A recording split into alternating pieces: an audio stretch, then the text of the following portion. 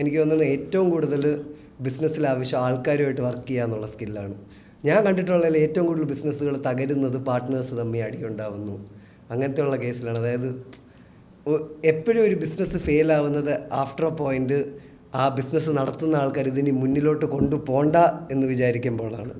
നമ്മൾ മുന്നിലോട്ട് കൊണ്ടുപോകണമെന്ന് വിചാരിച്ചത് എന്തെങ്കിലുമൊക്കെ ചെയ്തൊക്കെ സാധനം നമുക്ക് എവിടെ, കാരണം ഒരു 3-4 ആൾക്കാർ വന്നാൽ തന്നെ അവിടെ ഒരു ടീമായി ബിസിനസ് നടത്താനുള്ളൊരു സ്പേസായി. പക്ഷേ പലപ്പോഴും ആൾക്കാർ അടിയായി പിരിഞ്ഞു പോകുന്ന അവസ്ഥയിലാണ് ഈ ബിസിനസ് നിന്ന് പോകുന്നത് അല്ലേ. പിന്നെ 4 പാർട്ട്നേഴ്സ് തുടങ്ങിയാൽ 2 പേര് തമ്മിൽ അടിയായ ബിസിനസ് നിന്നു. അപ്പോൾ ഈ ബിസിനസ് തുടങ്ങുമ്പോഴും നമ്മളൊരു ടീം ഉണ്ടാക്കുമ്പോഴും, പക്ഷെ നമ്മളൊരു ടീം ഉണ്ടാക്കിയാലേ നമുക്ക് ഭയങ്കര വലിയ സ്കെയിലിലോട്ട് പോകാൻ പറ്റുള്ളൂ. കാരണം പലർക്കും പല സ്ട്രെങ്ത്താണ്. ചിലർക്ക് മാർക്കറ്റിങ്ങിലാണെങ്കിൽ ചിലർക്ക് പ്രോഡക്റ്റിലായിരിക്കും, ചിലർക്ക് ഇതേപോലെ വിളിച്ച് കൺവിൻസ് ചെയ്യണതിലായിരിക്കും, ചിലരുടെ കയ്യിലുള്ളത് ക്യാപിറ്റലായിരിക്കും, ചിലരുടെ കയ്യിൽ അത് ഫണ്ട് ചെയ്യാനുള്ള കാശുണ്ടായിരിക്കും. അപ്പോൾ അങ്ങനെ ഒരു ടീം വന്നാലേ ഒരു ഐഡിയ ഒരു വലിയ സ്കെയിലിലോട്ട് കൊണ്ടുപോകാൻ പറ്റുള്ളൂ. പക്ഷേ ആ ടീം സെലക്ട് ചെയ്യുന്നതിലും ഭയങ്കര കെയർഫുള്ളായിരിക്കണം. വർക്ക് ചെയ്യാൻ പറ്റുന്ന ഒരു കെമിസ്ട്രി വേണം.